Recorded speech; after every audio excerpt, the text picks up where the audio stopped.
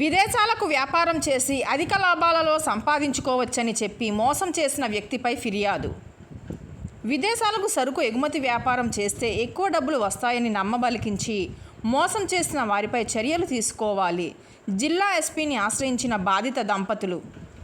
వివరాల్లోకి వెళ్తే కాకినాడ జిల్లా కాకినాడకు చెందిన కొత్త కామేశ్వర జగదీష్, కొత్త లక్ష్మి సుజాత దంపతులు చిరు వ్యాపారం చేసుకుంటూ జీవనం సాగిస్తున్న తరుణంలో విదేశాలలో వ్యాపారం చేస్తే అధిక మొత్తంలో లాభాలు సంపాదించుకోవచ్చని ఏలూరు జిల్లా ఉప్పరగూడెంకు చెందిన వాసిరెడ్డి రుద్ర నాగ రంజిత్ కుమార్, ఇతని బావ, చెల్లి రావులపాలెంకు చెందిన చొక్కాకుల హరిప్రసాద్ భార్య పావని, ఈ ముగ్గురు కలిసి మమ్ములను మోసం చేసి సుమారు 2 కోట్ల రూపాయల విలువ చేసే సరుకును దుబాయి, శ్రీలంక, బంగ్లాదేశ్ దేశాలకు కంటైనర్ల ద్వారా కొబ్బరికాయ, కంద, బాస్మతి రైస్, ఉల్లిపాయలు పంపిస్తే వారు అమ్మి సొమ్ము చేసుకొని మాకు డబ్బులు ఇవ్వకుండా మోసం చేశారని ఆవేదన వ్యక్తం చేశారు.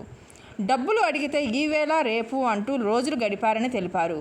అనుమానం వచ్చి బాధితుడు కొత్త కామేశ్వర జగదీష్ శ్రీలంక పోర్టుకు వెళ్లి పరిశీలించగా వాసిరెడ్డి రుద్ర నాగ రంజిత్ కుమార్ పోర్టులోనే సరుకును అమ్ముకొని సొమ్ములు చేసుకున్నాడని తెలియడంతో మోసపోయామని గ్రహించి ఏలూరు ఎస్పీకి గ్రీవెన్స్లో ఫిర్యాదు చేయడం జరిగిందని తెలిపారు.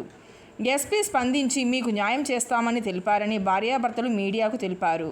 మా వల్ల ఎవరూ ఇబ్బందులకు గురి కాకూడదనే ఉద్దేశంతో ఈరోజు జిల్లా ఎస్పీకి ఫిర్యాదు చేసి మీడియా ద్వారా తెలియపరుస్తున్నామని, మాకు న్యాయం జరగాలని, మాకు అన్యాయం చేసిన వారిపై వెంటనే కఠిన చర్యలు తీసుకోవాలని, బంగారం అమ్మి తెలిసిన వారి దగ్గర అప్పు చేసి బ్యాంకు నుండి లోను రూపంలో సుమారు 2 కోట్ల రూపాయలను తీసుకువచ్చి పెట్టుబడి పెట్టామని, అప్పుల వాళ్ళు మమ్మల్ని వేధింపులకు గురి చేస్తున్నారని, బ్యాంకు లోన్ కట్టలేక ఇబ్బందులు పడుతున్నామని, కుటుంబ పోషణే భారంగా మారిందని, మాకు న్యాయం చేయాలని, ఈ ముగ్గురిపై కేసు నమోదు చేయాలని కన్నీటితో వేడుకున్నారు. నమస్కారం అండి. నా పేరు కొత్త లక్ష్మి సుజాత. మా భర్త పేరు కొత్త కామేశ్వర జగదీష్. మేము కాకినాడ కాకినాడలో చిన్న వ్యాపారం చేసుకుంటున్నామండి. మాకు 2 పిల్లలండి. ఏలూరు జిల్లాలో ముదినేపల్లి మండలంలో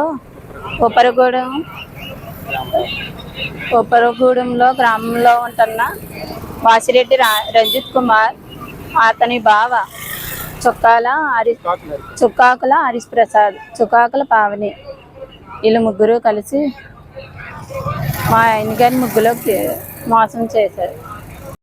అందరికీ నమస్కారం. నా పేరు కొత్త కామేశ్వర జగదీష్. మాది కాకినాడ జిల్లా కాకినాడ. మేము చిన్న వ్యాపారం చేసుకుంటూ బతుకుతున్నాము. మేము మధ్యతరగతి సాధారణ కుటుంబీకులు. నాకు ఎక్కువ ఈ మధ్యకాలంలో సోషల్ మీడియాలో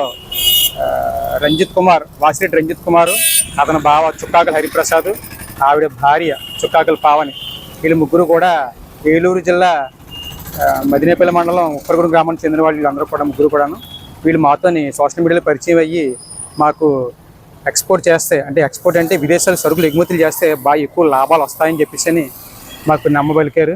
మేము పూర్తిగా ఈ విషయాలు నమ్మి మా దగ్గర డబ్బులు లేకపోయినా సరే ఇంట్లో ఉన్న బంగారం తాకట్టు పెట్టి బ్యాంకులోంచి డబ్బులు తీసుకొచ్చి తర్వాత తెలిసిన బంధువుల దగ్గర తెచ్చి సుమారుగా 2 కోట్ల వరకు సరుకులకి ఎగుమతులు చేసాము. సరుకులు ఎగుమతి చేసిన 2 నెలలైనా 3 నెలలైనా 4 నెలలైనా సరే సరుకులు డబ్బులు ఇవ్వకపోగా అడగ్గా మాకు ఒక దుబాయ్ చెక్ ఒకటి ఇచ్చాడు. ఆ దుబాయ్ చెక్ తీసుకుని సరే వచ్చింది కదా, డబ్బులు వచ్చింది కదా చెప్పి అనుకున్నాము. ఆ రోజు దుబాయ్ చెక్ బ్యాంకులో వేస్తే బ్యాంకులోనేమో చెక్కు పనిచేయలేదు, దొంగ చెక్ అని చెప్పి తెలియదు. ఈ విషయం కోసం చాలాసార్లు రంజిత్ని మరియు వాళ్ళ భావని చుక్కాకుల హరిప్రసాద్ని కూడా సంప్రదించగా మీకు మేము డబ్బులు ఇవ్వగలదు, మాకేం సంబంధం లేదని చెప్పని మళ్ళీ సరిగ్గా మా ఇంటికి వస్తే రౌడీ చేత కొట్టెత్తని కూడా చెప్తే మాకు బెదిరించారు మమ్మల్ని. ఈ సమయంలో మాకు ఏం చేయాలో దిక్కుతోచిన పరిస్థితుల్లో మేము మీడియా వారి సమక్షంలో మన ఏలూరు జిల్లా ఎస్పీ గారి ఆఫీస్కి వచ్చి గ్రీవెన్స్లో పిటిషన్ ఇవ్వడం జరిగింది. కాబట్టి మాకు న్యాయం చేయవలసిందిగా కోరుతున్నాము. ఇదే విధంగా మళ్ళీ ఈ విషయాలు మళ్ళీ ఈ కంప్లైంట్ ఇవ్వడానికి కూడా కారణం ఏంటంటే ఇలాంటి మోసం ఎవరికి జరగకూడదని కంప్లైంట్ ఇవ్వడం జరిగింది. మేము శుభ్రంగా వీడి వల్ల రంజిత్ కుమార్ గారి వల్ల మరి చుక్కాకుల హరిప్రసాద్ వల్ల కూడా మేము శుభ్రంగా సర్వనాశనం అయిపోయాం.